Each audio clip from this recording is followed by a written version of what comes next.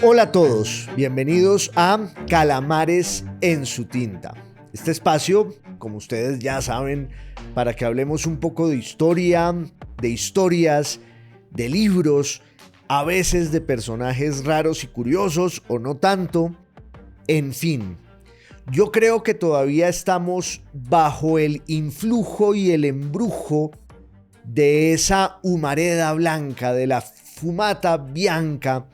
que hace unas semanas sopló en la plaza de San Pedro para anunciarnos que otra vez tenemos papa. León XIV. Decía yo la otra vez, en una salida aquí en Calamares en su tinta, que incluso los escépticos, los ateos, los agnósticos, los descreídos, no se pueden sustraer a la fascinación de lo que implica la transición papal. La enfermedad, la muerte de un papa, luego la sede vacante y después el cónclave y la elección y la unción de un nuevo heredero de San Pedro, ese monarca absoluto de inspiración divina que reina a la vez sobre un pequeñísimo territorio que está ahí enclavado, enquistado en la ciudad de Roma y también sobre una de las comunidades más grandes de la tierra, que es la Iglesia Católica. ¿Por qué nos despierta tanta curiosidad y tanto interés ese momento, esa transición pontificia? Yo creo que hay una suerte de atavismo. Sin duda estamos ante un rito y una institución que nos conecta de manera casi ininterrumpida, no solo con la historia medieval, sino también con la historia antigua. No sé si sea solo nostalgia o novelería, pero lo cierto es que tenemos todavía un rezago por esas instituciones míticas del pasado. Ocurre también, por ejemplo, con las monarquías, que es otra de esas instituciones enraizadas en la historia de lo que llamamos o antes llamábamos la cultura occidental. Y todavía muchos profesan no solo la lealtad y la adhesión política a los monarcas que van quedando, que esa es otra discusión, pero sí hay muchos que están pendientes de lo que ocurre en el entorno de las monarquías que aún rondan y gravitan y sobreviven. Desde el plano más superficial que uno se pueda imaginar, desde la chismografía de las revistas del corazón, pero también hay allí una cierta intriga que es política, que es cultural, que es histórica. Y si eso ocurre con las viejas dinastías de Europa, pues con el papado es todavía más fuerte la pulsión para que muchos estén allí asomándose a lo que va surgiendo del Estado del Vaticano desde el Palacio Apostólico y también, sobre todo, en ese momento en el que hay un papa muerto y habrá de llegar uno nuevo. Este que ha llegado, León XIV, pues ha dado una impresión muy buena, la verdad sea dicha, ante los fieles, pero también ante los críticos y los analistas. Tiene un talante de discreción, de seriedad, de consistencia que lo aleja de cualquier intento demagógico y estridente, pero también hay en él una tradición pastoral y teológica de mucha firmeza en las grandes encrucijadas del mundo de hoy. Por ejemplo, en los Estados Unidos, por ejemplo, en Europa, donde estamos todavía ante esa crisis dolorosísima de los inmigrantes que no siempre son recibidos y acogidos en el llamado y muchas veces mal llamado primer mundo. Es un papa que, aunque nació en los Estados Unidos y tiene unas raíces muy diversas, como es el caso de casi todo el mundo en ese país, pues ejerció su labor sobre todo en el Perú. Entonces tiene una gran conexión también con América Latina. Muchos dicen que el Papa León XIV fue elegido en una especie de compromiso para no darles gusto de manera absoluta ni a los sectores reaccionarios de la Iglesia, a los sectores más conservadores, vamos a llamarlos así, ni tampoco a los sectores más abiertos, pluralistas y progresistas. Igual esa caricatura maniquea a la hora de hablar de la Iglesia, pues debe verse con pinzas. Hay que ponerle muchas comillas a esa idea, porque estamos hablando de una institución milenaria y experta en sortear toda clase de tormentas y cambios de época. Pero si ese fue el compromiso para elegir al nuevo Papa, también hay allí un mensaje que tiene que ver con todas las grandes cuestiones de nuestro tiempo y que serán tan difíciles y complejas como las que han salpicado la historia del catolicismo y la historia de la humanidad a lo largo de los siglos. Pero el Papa escogió un nombre que entraña también un mensaje y un símbolo. Esa es una prerrogativa de cada nuevo Papa que es elegido para que escoja su nombre con el que va a actuar. Algunos dirán que ese nombre artístico me parece un exceso, pero claro, el Papa que llega no solo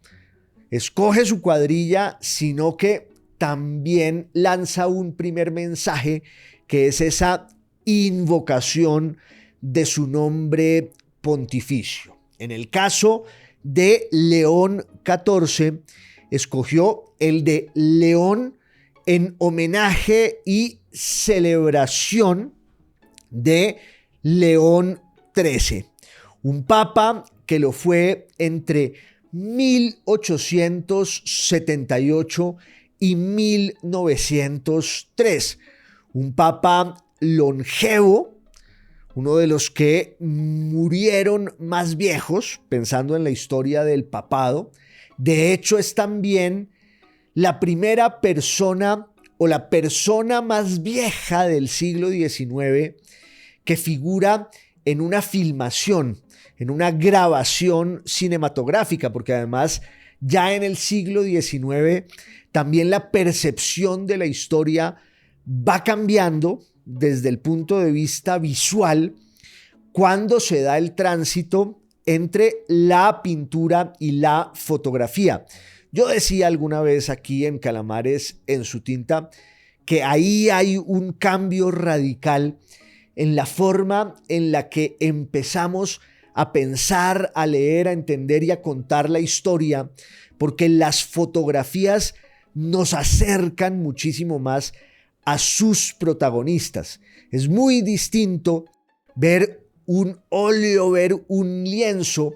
por magistral que fuera el pincel que hubiera recreado y retratado un momento de la historia y del pasado. Es muy distinto estar frente a un cuadro que estar frente a una fotografía. La fotografía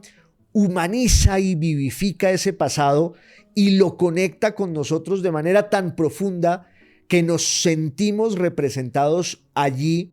de forma mucho más intensa, como si fuera un espejo. Pero cuando ya no estamos solo ante la fotografía, sino ante las imágenes en movimiento, es como si de verdad estuviéramos asistiendo a un pedazo de la historia y del pasado que nos pertenece muchísimo más. Entonces, el primer papa que sale en una pieza cinematográfica es León XIII, Gioacchino Vincenzo Raffaele Luigi Pecci, que fue elegido en 1878 y que murió en 1903. Por estos días se ha hablado mucho de León XIII a propósito, claro, de esa especie de guiño simbólico que le hizo el nuevo papa, escogiendo su nombre para continuar esa estela, porque esa escogencia del nombre pontificio pues tiene sobre todo esa dimensión y esos alcances. Es como si el nuevo papa, al asignarse un nombre antiguo de la tradición apostólica, quisiera ahondar en el legado de su antecesor que hubiera llevado ese mismo nombre. Por estos días entonces se ha hablado mucho de León XIII, porque fue primero un papa que atraviesa de un siglo al otro, entre el siglo XIX y el siglo XX, aunque ese es, por supuesto, un capricho arbitrario y cronológico. Pero sobre todo es que es un papa que está a caballo también entre dos épocas. Es un papa que enfrenta los grandes desafíos de la modernidad industrial en su epicentro, en la Europa de la segunda mitad del siglo XIX, y va sentando las bases de una especie de nueva doctrina en la iglesia, o más que una nueva doctrina, es el rescate dentro del pensamiento de la iglesia y del catolicismo de unas corrientes que se actualizan y que se ponen al día en esa encrucijada de los grandes debates intelectuales, filosóficos, políticos y sobre todo económicos de la Europa, ya digo, de la segunda mitad del siglo XIX. El Papa León XIII, también pues es muy célebre por unas encíclicas que hizo para plantear todas estas reflexiones y estas cuestiones. Las encíclicas, ustedes saben, es un documento que su nombre griego pues quiere decir justo eso, que va en círculo o que lo abarca todo. Hay allí un parentesco entre el nombre griego de la encíclica y la enciclopedia. La enciclopedia es una palabra que quiere decir el conocimiento que llega a todas partes, que lo cubre absolutamente todo. En cambio, cuando pensamos en la encíclica, pues pensamos en un documento que llegaba a todas partes en la tradición cristiana y eclesiástica, solo en el ámbito de los sacerdotes y del clero y los prelados. Pero luego, a partir del siglo XVIII, es un instrumento doctrinario y pastoral mucho más eficaz para que haya una comunicación del Papa, no solo con los fieles, y así se irá dando con el paso del tiempo, sino también con toda la sociedad para dialogar a partir de las cuestiones y los fenómenos más urgentes de cada momento. El Papa León XIII escribió una encíclica que se llama Aeterni Patris y que es una especie de petición para que la iglesia volviera por los fueros de su gran tradición filosófica medieval, que era el pensamiento, entre otros, de Santo Tomás de Aquino. El Papa León XIII había sido él mismo un buen teólogo y sobre todo un sacerdote preocupado siempre por esa dimensión intelectual del clero y de la iglesia. Y entonces, de la mano de muchos de sus asesores, pues concibe esta obsesión, esta idea de que la iglesia tratara de rescatar muchos de los fundamentos filosóficos e intelectuales que se habían ido cultivando no solo en la antigüedad, sino sobre todo en el esplendor medieval, cuando aparece esa figura rutilante de Santo Tomás de Aquino, que entre otras logra la síntesis entre el pensamiento cristiano y el pensamiento aristotélico. Por eso, en la iglesia de los años 70 y de los años 80 y 90 y de principios del siglo XX, hablaba ahora del siglo XIX, en esa iglesia hay un regreso a las fuentes de Santo Tomás. Se habla un poco del neotomismo y aparecen una cantidad de grandes figuras intelectuales y eclesiásticas que se la juegan toda con esas armas, con ese instrumento para reivindicar lo que ellos consideran que es la verdad eterna del cristianismo, del catolicismo, de la cual es custodia la iglesia. Esa es su percepción. Estoy haciendo solo una descripción histórica.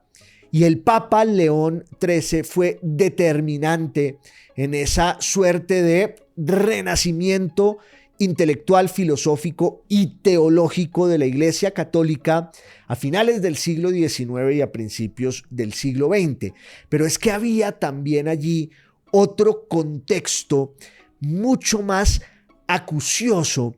que era el de los enfrentamientos políticos, sociales y económicos, que claro, desembocan en el ámbito de la reflexión y el pensamiento. De suerte que el Papa también es famoso por haber hecho otra encíclica, es así, mucho más estudiada, mucho más citada hasta hoy y que se ha mencionado mucho a propósito del nuevo Papa y la elección de su nombre y el guiño que le hace a León XIII, León XIV, porque el Papa León XIII escribe o firma en 1891, si mi memoria no me falla,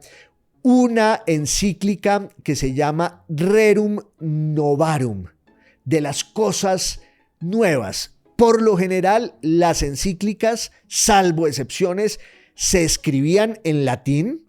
que era la lengua y es la lengua de la Iglesia católica y latina, de allí su nombre, aunque cada vez menos, pero es tradición que las encíclicas lleven el título que llama a las primeras palabras que están en el primer párrafo, como el detonante del texto, que son esas primeras palabras que están allí. Se usa también por lo general para darle el título a la encíclica. Y esta encíclica Rerum Novarum de León XIII, pues se ocupaba de lo que entonces se llamaba la cuestión social o la cuestión de los trabajadores y de la clase obrera, como la llamó un sacerdote católico alemán y un gran teólogo. Ese era el contexto, o ese fue el contexto en el que aparece esa encíclica que reivindica la idea de la justicia social, la idea de la caridad, y que censura por igual al socialismo con su recetario fallido, dice el Papa León XIII, para hacerle frente a la miseria de los trabajadores y también censura al liberalismo y a sus medidas egoístas y radicales y materialistas que piensan solo en el individuo y en los dueños del capital.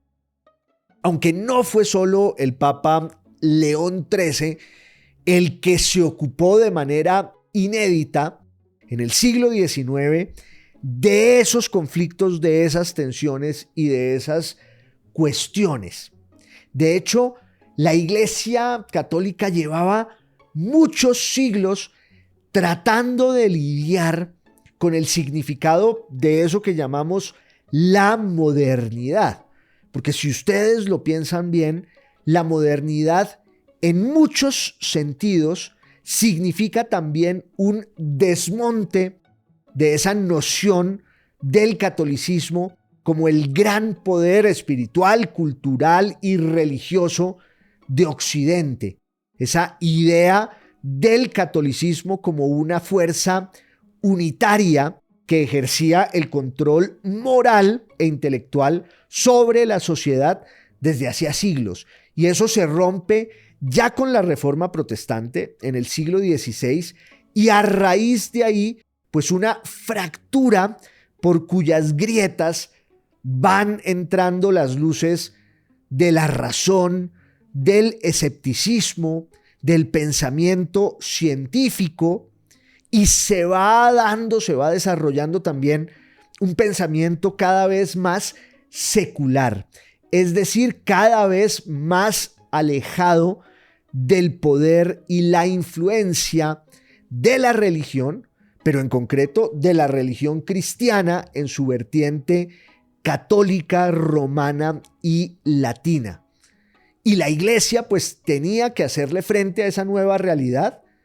y se defendió y reivindicó sus dogmas, pero ya desde el siglo XVI y en el siglo XVII y en el siglo XVIII, pues la realidad política y cultural es muy distinta y la Iglesia tiene que vérselas con una modernidad que la ha desplazado tanto que a veces es como si la modernidad se hubiera vuelto una nueva fe, una nueva religión, un nuevo credo. Lo cierto es que ya a finales del siglo XVIII lo que viene es la Revolución Francesa. Y la Revolución Francesa y el concepto general de la revolución en la Europa de finales del siglo XVIII y a principios del siglo XIX, pues tiene un clarísimo mensaje ya no solo antirreligioso, sino también anticlerical, con unas causas que se iban aproximando al ateísmo y ya no solo al escepticismo y al racionalismo, pero frente a todo eso, la Iglesia, como un poder político, cultural y por supuesto religioso, pues trata de hacer pie, como dicen los futbolistas, y trata de defender su legado y su lugar en el mundo. Y esa es la historia de la Iglesia en las primeras décadas del siglo XIX. En 1846 hay una elección papal que es muy importante porque allí va a ser elegido Pío IX en un contexto de gran agitación intelectual, filosófica, pero también política, porque además ya en ese momento se ha definido el proyecto de la unidad italiana, del que tantas veces hemos hablado aquí en Calamares en su tinta. A propósito, hicimos una salida sobre El Gattopardo, esa novela magistral de Giuseppe Tomasi di Lampedusa, que tiene que ver con ese pasado, con esa historia del proyecto nacional italiano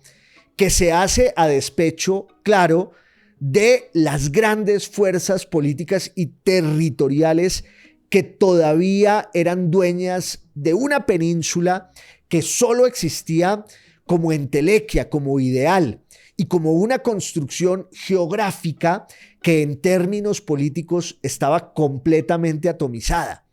La Italia del sur les pertenecía a los Borbones y la Italia del norte les pertenecía a los Habsburgo. Y en el centro de ese país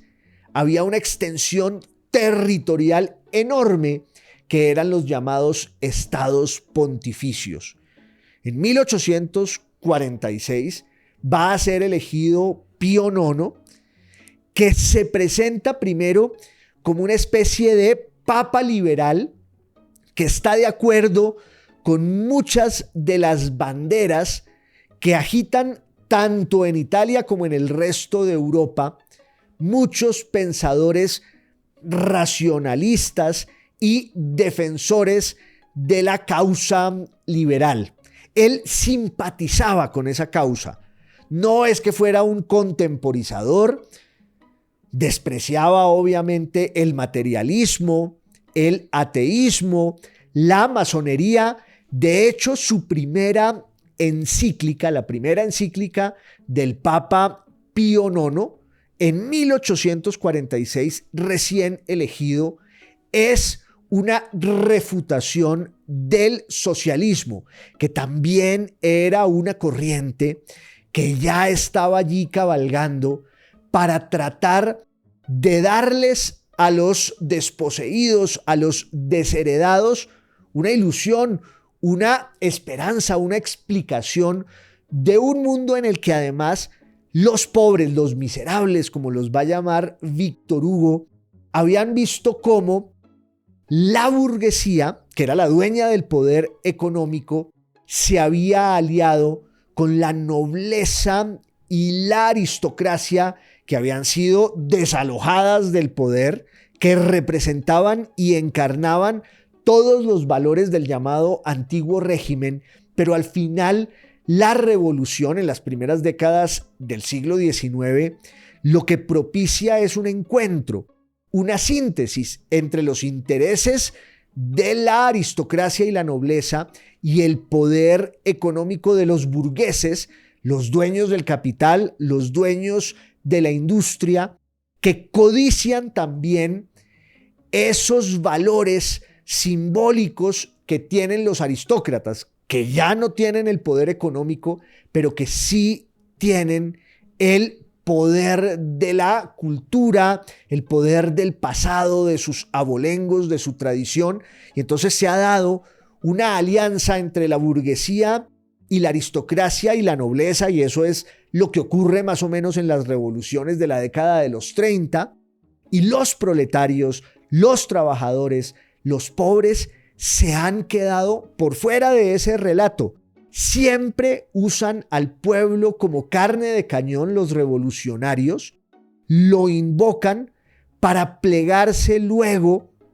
a las viejas estructuras del poder y darles un portazo en la cara a los pobres, en nombre de los cuales por lo general se hace la revolución para mantenerlos en esa condición marginal y envilecida. Y entonces van apareciendo unos ideólogos, unos pensadores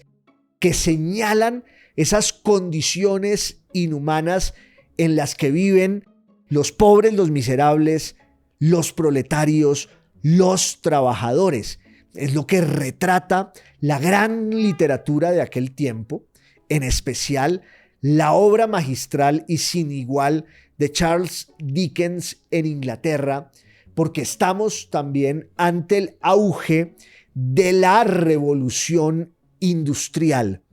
que ha ido tiñendo, que ha ido manchando con sus cenizas, con su hollín, el alma de los que hacen que funcione ese sistema económico que es jerárquico, que es injusto y que es opresivo, como lo va a describir ya no solo Dickens de manera tan profunda y desgarradora en sus novelas magistrales, sino luego el propio Marx junto con Engels en sus primeros textos, hasta concebir luego un aparato conceptual y filosófico y político revolucionario de una gran contundencia. No hay que olvidar, además, que los años 40 en el siglo XIX son de una crisis económica profunda en toda Europa. Hay una hambruna en Irlanda, pero también en Alemania, también en Austria, también en España, también en Francia. La situación de la gente de la calle es cada vez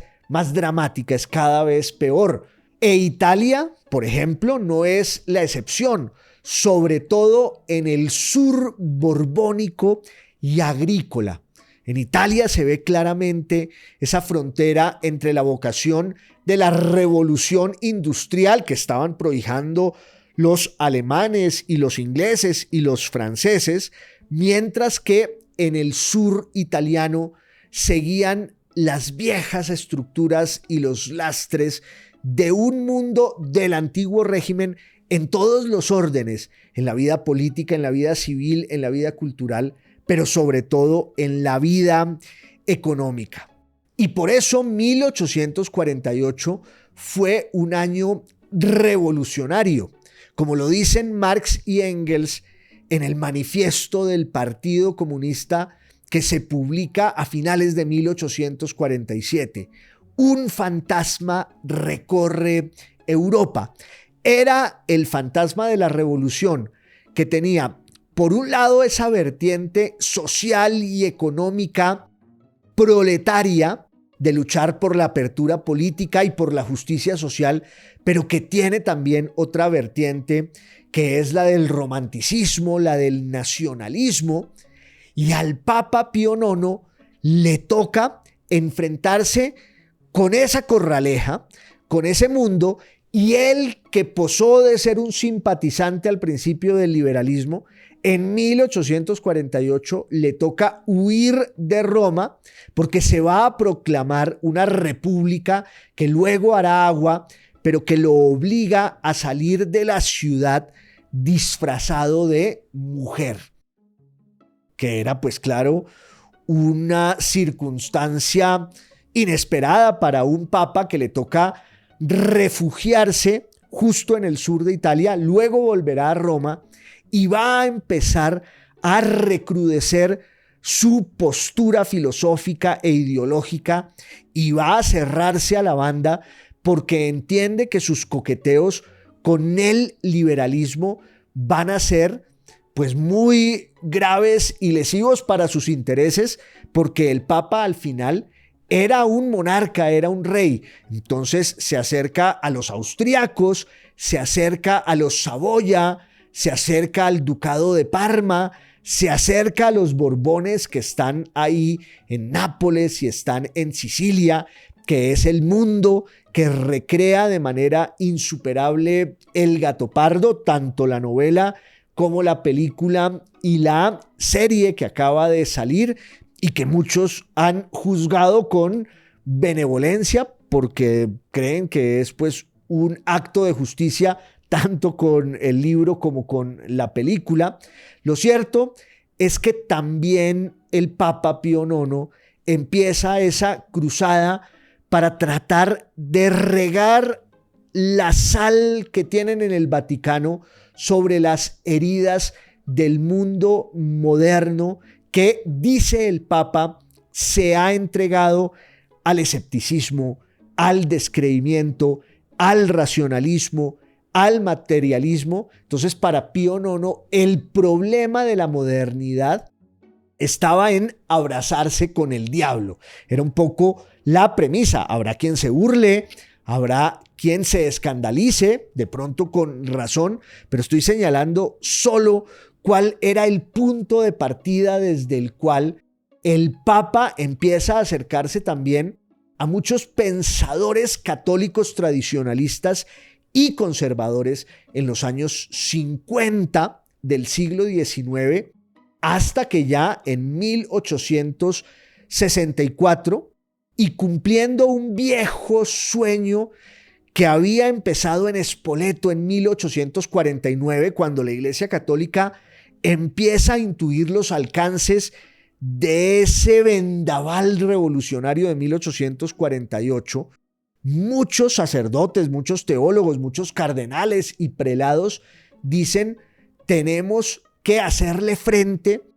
a este embate, pero no solo de manera reactiva, sino también de manera propositiva, yendo al ataque. Y eso fue lo que ocurrió en 1864, cuando el Papa Pío IX, y ya se había consumado el proceso de la unificación italiana. Ya habían sido expulsados los Habsburgo del norte y en 1861 y 62 los Borbones del sur,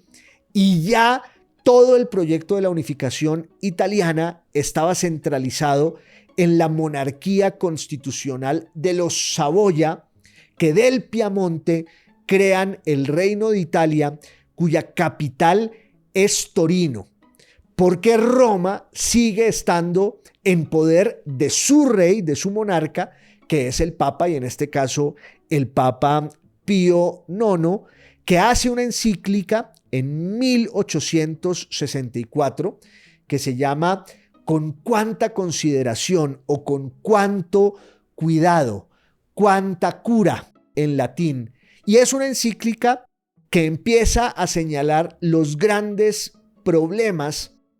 de la sociedad moderna e industrial que se está yendo por el desfiladero del racionalismo, la masonería, el escepticismo, el materialismo. Y no contento con la encíclica, el Papa hace que se redacte una especie de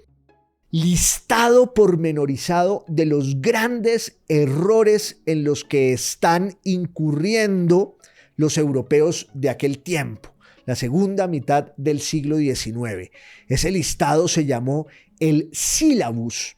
que aquí en Colombia, por ejemplo, ventilaba con gran vehemencia Miguel Antonio Caro, un aguerrido pensador y filólogo y gramático conservador, que decía más o menos, sirviéndose de la doctrina de Roma, que el liberalismo es un error teológico, es una especie de herejía, es una profanación. Y no solo el liberalismo. Al final, el Papa Pío IX va a terminar sitiado en su ciudad, ahí en Roma, en 1870, cuando entren las tropas del Reino de Italia y se tomen la ciudad eterna y la van a volver la capital del Reino de Italia desde ese momento. Y entonces el Papa va a quedar, como él mismo lo dice, prisionero en su palacio. En ese mismo año, 1870, el Papa había hecho un concilio, el Concilio Vaticano I, para reivindicar esa especie de poder absoluto que tenía el pontífice romano cuando hablaba sobre cuestiones doctrinales, sobre cuestiones de fe, sobre cuestiones morales. Ahí también se impone el dogma no solo de la infalibilidad del Papa cuando habla sobre estos temas, sino también de la Inmaculada Concepción de la Virgen. Pero vean ustedes cómo en 1870 se dan esas dos circunstancias. Por un lado, el concilio en el Vaticano para defender la autoridad suprema del Papa y del papado, y por el otro lado, el triunfo de las tropas italianas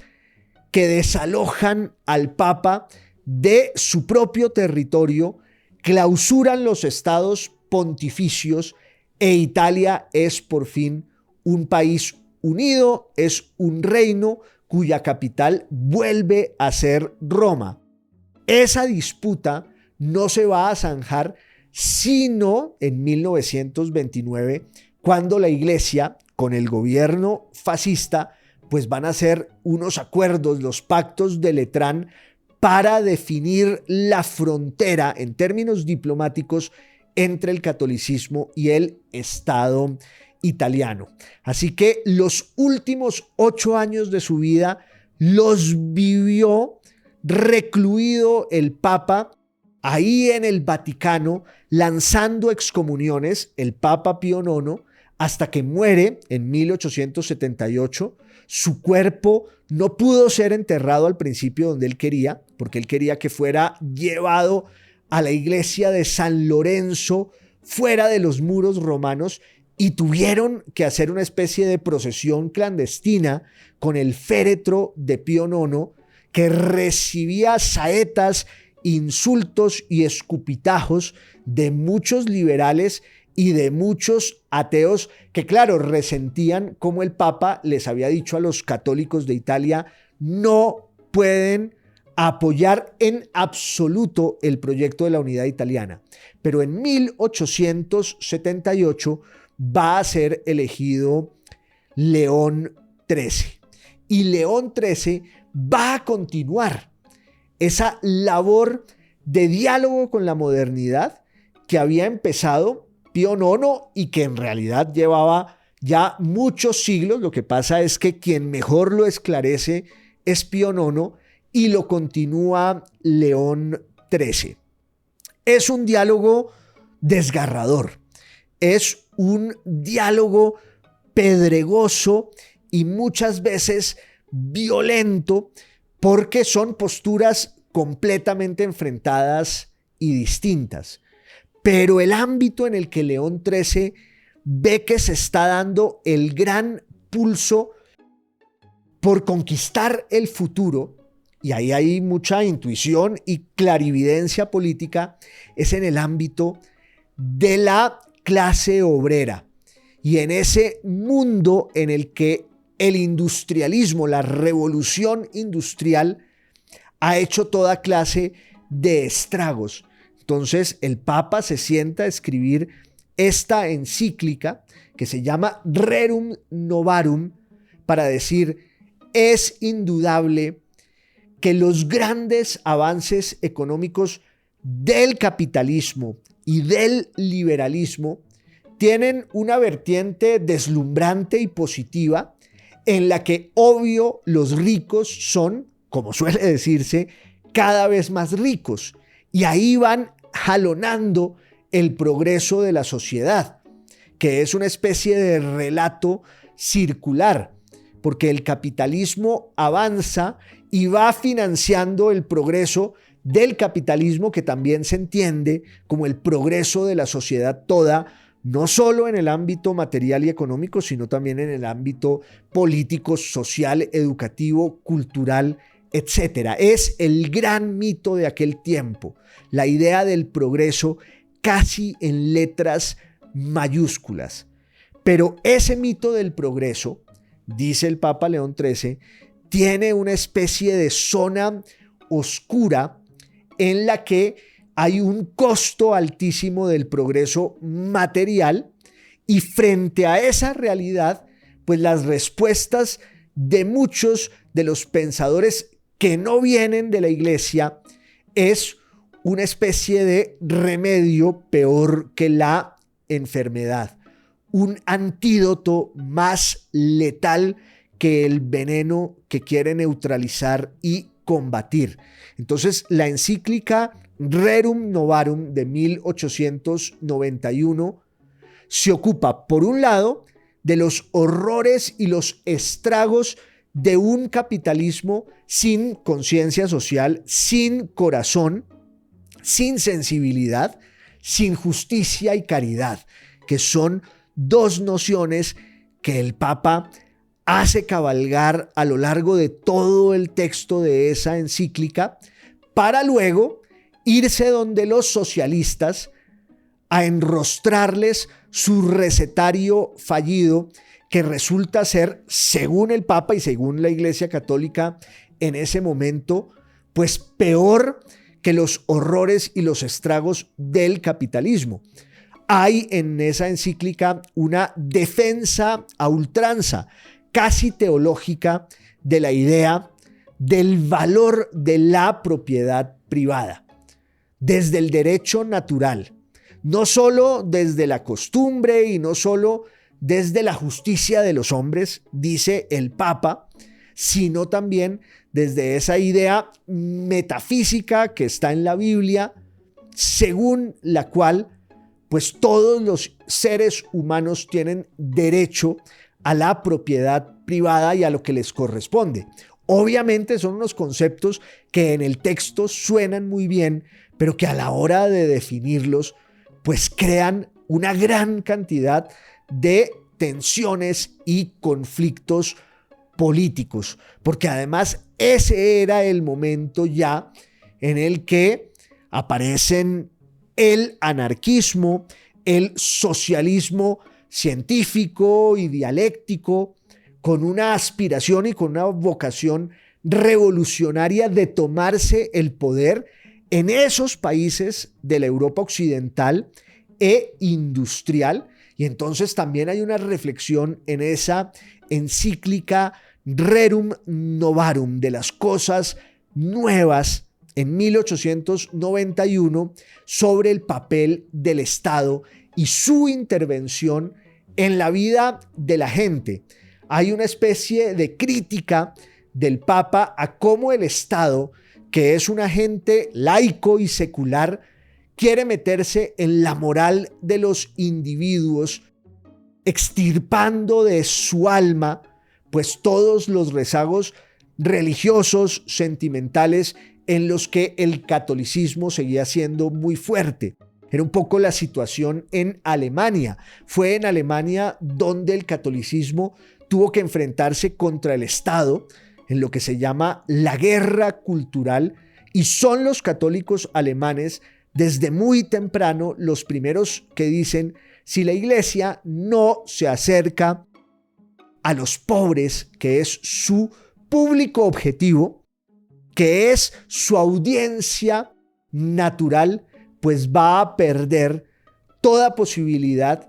de tener un lugar en este mundo que está cambiando a pasos agigantados y en el que el futuro ha dejado de ser un mito para volverse una realidad cotidiana. Ese mito siguió imperando en el siglo XX con los grandes progresos materiales y económicos de la especie humana, pero también con todas esas deudas por saldar y con todos los estragos a los que había que hacerles frente desde muchas narrativas. Una de esas narrativas fue la de ese catolicismo que vivió el tránsito de un siglo al otro con León XIII entre el siglo XIX y el siglo XX, y también el cambio de piel de esa modernidad industrial que estaba viviendo el desgarramiento de todos los conflictos en la calle y en la ciudad. De pronto ahí está el guiño que oficia León XIV invocando a su antecesor con ese mismo nombre para sentir que a él le va a tocar decir cosas parecidas en este mundo en el que vivimos, con todos sus abismos, con todas sus catástrofes y con todas sus crisis. Quería que habláramos un poco de eso aquí en Calamares en su tinta. Esto que ustedes saben es podcast, video podcast y radio. Hasta la próxima. Un abrazo.